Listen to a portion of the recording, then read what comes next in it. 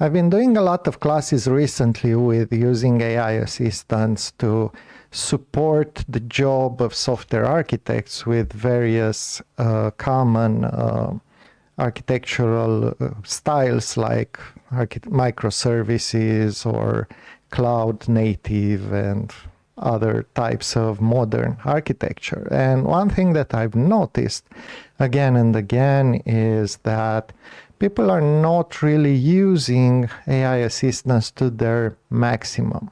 And so these are a few tips on how to use AI assistants in order to help you with software architecture. Welcome back to Think Design Work Smart. I'm Alex Bolbak and I'm coming at you from the Mosaic Work Studios. And today I want to discuss about tips to support using AI assistants for your software architecture decisions. First, let's just make a quick framework related to architectures. When I talk about software architecture, I'm talking about a set of strategic technical decisions. What I mean by strategic means these are decisions that influence more people over longer periods of time. So things like picking a programming language in the beginning of a project is likely to have effects over the duration of the project. It's very hard, except for specific things, specific technologies or specific architectural styles to switch the programming language. And this is the most common example, but there are many others. If you have been in this industry for a while, you've definitely worked with products and code bases that had certain architectural decisions baked in and that influenced you 10, 15 years after the project has started. And often the people who made those decisions are no longer part of the team. So this is what we mean, or at least what I mean by software architecture.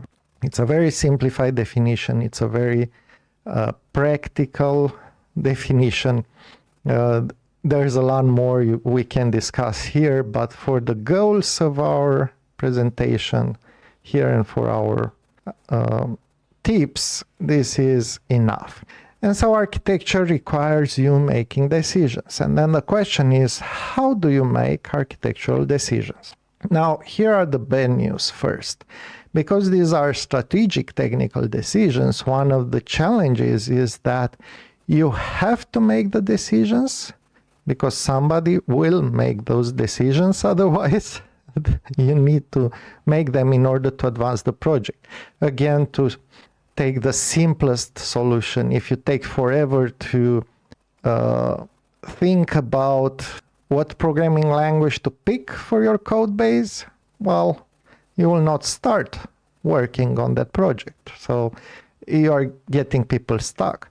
This means that you need to make decisions with incomplete information. And because you need to make decisions with incomplete information, you'll definitely make wrong decisions occasionally that you will need to correct later on or that the team will need to live with. And that's just the nature of the job. It's just how these things work. We cannot avoid it. Now, another thing that you need to realize is that whenever you make these decisions, there is no perfect decision in software architecture. When you are doing things locally on your computer, fixing a task and so on, you kind of know that there are certain trade-offs, but they are not that big. But when you go to the level of architecture, you have trade-offs between important characteristics of your product. For example, between security and performance. If you want to add more security in parts of your product, that means more checks, better cryptography, more validations, and perhaps digital signatures, or you need to add all these kinds of things. All of these influence performance. So if that module is called only 10 times a day, no problem.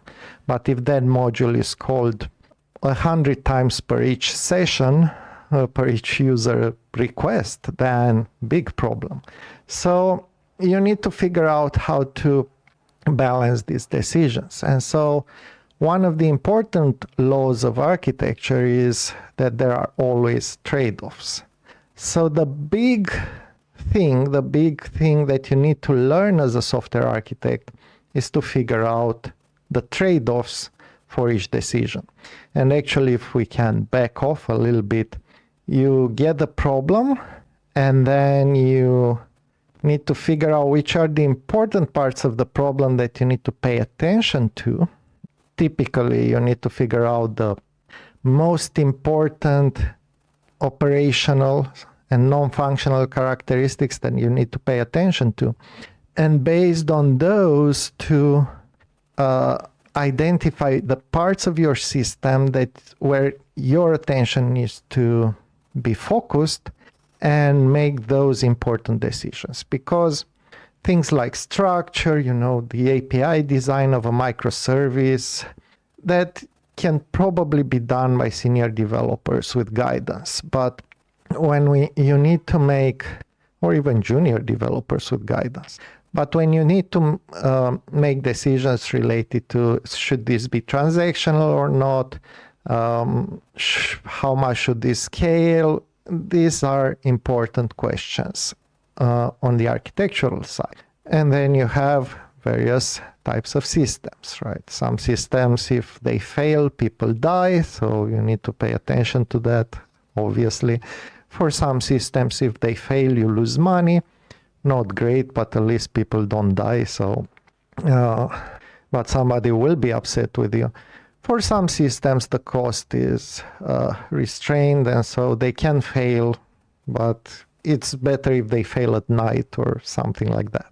So it depends a lot on your architectural concerns, how you shape your code base. And so the types of decision you would make would be things like what component do we need to use, what third party, which part of the system needs to scale. Are we certain that, if we use that library, can we get that performance, reliability, security that we require? And these are questions that pop up. And you need to make a decision to choose A and B, RabbitMQ or Kafka, or ZeroMQ. Which one is best for us? Which one do we need to pick? Which type of database? Relational, vector, analytics-oriented databases? Which is the one that's best fit? Can we live with a SQLite, or do we need to scale all the way up to external servers and so on? Do we need to use the cloud? Which components from the cloud? How much do we use the native cloud components? How much do we use normal components deployed on servers that we manage through Docker Compose? You get all these kinds of questions. And so the next question now is, how are you making these decisions? And you basically have four ways to make decisions. First one, knowledge and experience. What you know, what you've experienced until then. People occasionally talk about intuition. Intuition is formed through the examples that you've seen. So I will put this under this umbrella of knowledge and intuition.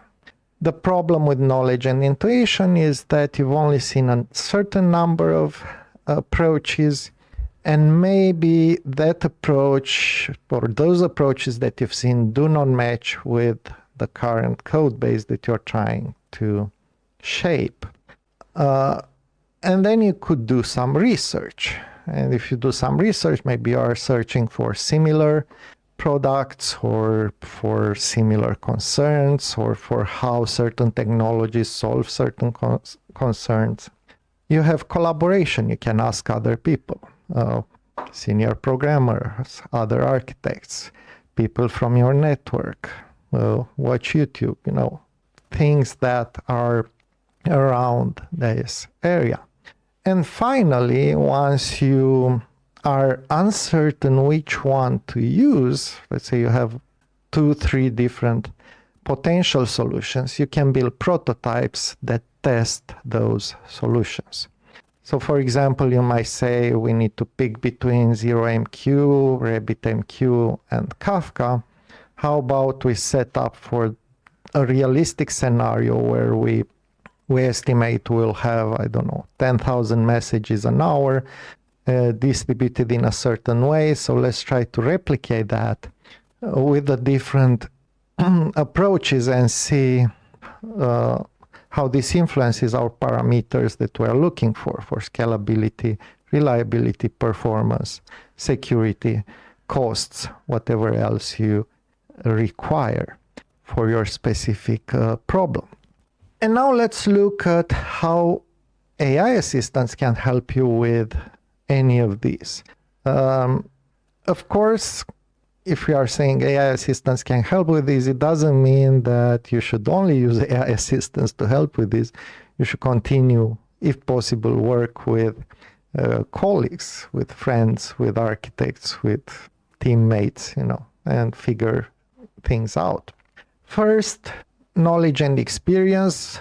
This is something that you have. And so not much here, but you can do research with AI assistant. And you can say, okay, I have this problem. And the nice thing about this is that you do not have to specify the domain or any secret things about your organization or your code base and so on. What you can do though is to say, I have this problem, X number of messages will be sent and so on. We are on an event-driven architecture and we want to decide between these three, or maybe we just want to pick the technologies. Let's do a research and see what technologies exist, what other companies are doing, what case studies do you know related to these technologies or this problem, what architectural patterns exist, and so on. And put this all into a document that will serve as an architecture decision record. But initially, we don't make this decision right now. What we want to do is to build the parts of the document that do the research. And this is where AI assistants are incredibly useful, because they can look through their knowledge base, which contains books, which contains case studies, which contains a lot of data. They can also search the internet for additional information. And if you have documents that you can provide for additional context, you can provide them. Or if you have past implementations, maybe you can add RAG on top of it and integrate with your assistant and so on. So there are a lot of things that you can do here. And what you end up with is an architectural decision record, which can be a markdown document where you have documented the different solutions, the different alternatives, and then you can decide on how to prototype in order to test the solution or the potential solutions. Regarding collaboration, it's always nice to discuss with experienced architects, with experienced developers who can provide more insight. But you know that sometimes this is difficult. Sometimes they don't have time. They are not available. They are doing something else. You need to make a decision in 3 days, and you cannot get a slot on anyone's calendar. This is yet another point where AI assistants are really great, because once you have the document with the research, you can take it to an assistant, and it can be the same, it can be another, and say, I have this document, let's review it. And there are 2 levels here. You can review and you can critique. Review means that you'll get the common questions. Critique means that you'll get a lot more questions, a lot more issues, only some of them might not apply. So what I like to do is to first do a review, and once I finished with the review, then I ask for a critique, and then I look at the items resulting from the critique, and then I say, okay, so this is fixed, I don't care about those, and so on. And I communicate this with the assistant. So you can also do collaboration.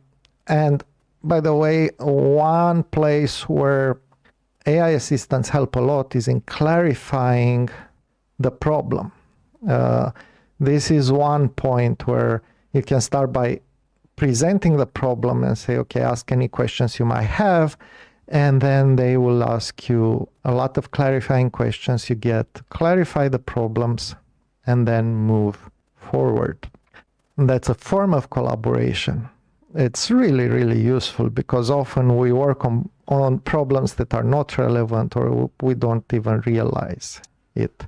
And finally, prototypes. Now, as much as I wanted people to build prototypes, and as much as prototypes are a valid tool for any serious designer outside software development, the reality is often we didn't have time, or we thought that we didn't have time to build prototypes.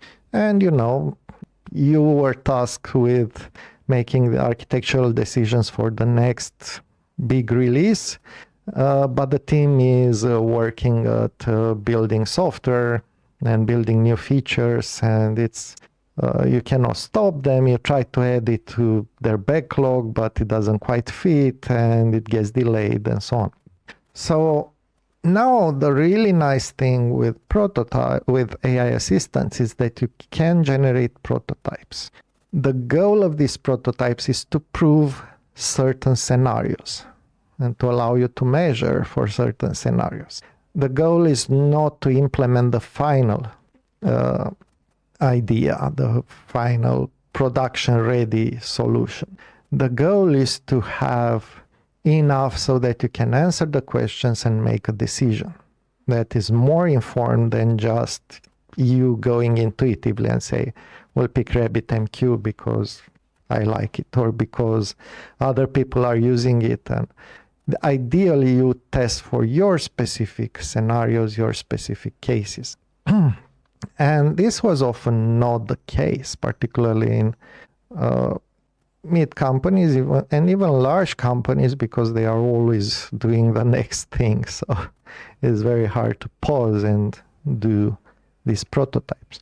So now the nice thing is that you can generate a prototype, and if you have the right infrastructure, and this is where it would be really nice to have a lab infrastructure, deploy this solution, measure, and have this have the results included in your ADR.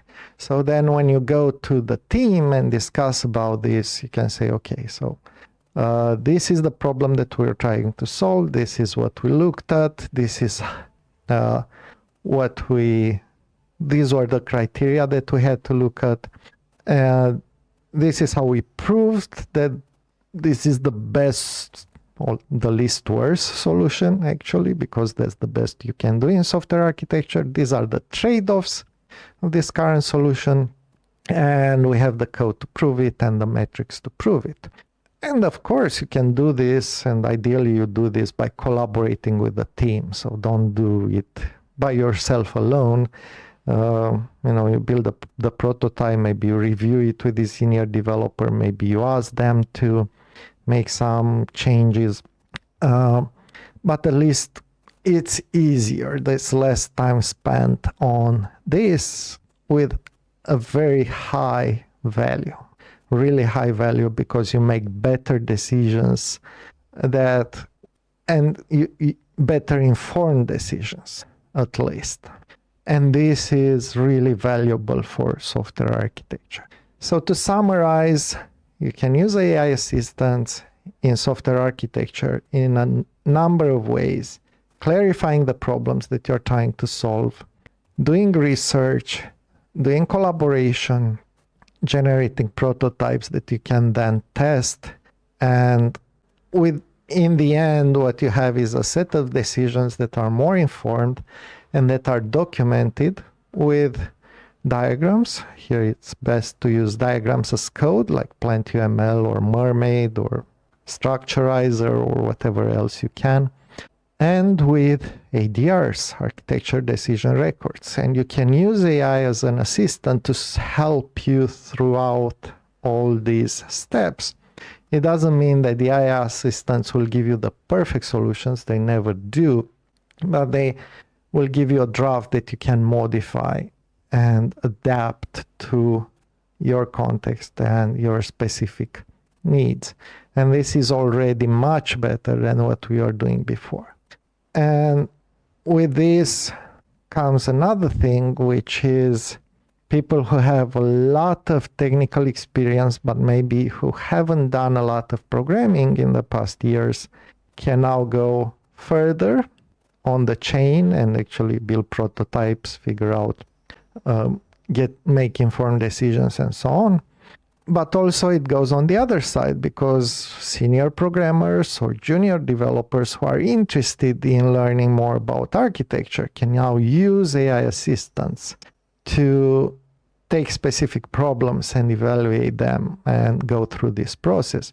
So for example, if you want to learn more about architecture, you could take one decision from your code base and discuss it with your AI assistant, generate the ADR, even generate the prototype, go the whole way and see whether you end up in the same place as your architect. And if not, you have an interesting conversation to make, because maybe you didn't take into account the important factors for your problem, which the architect did intuitively.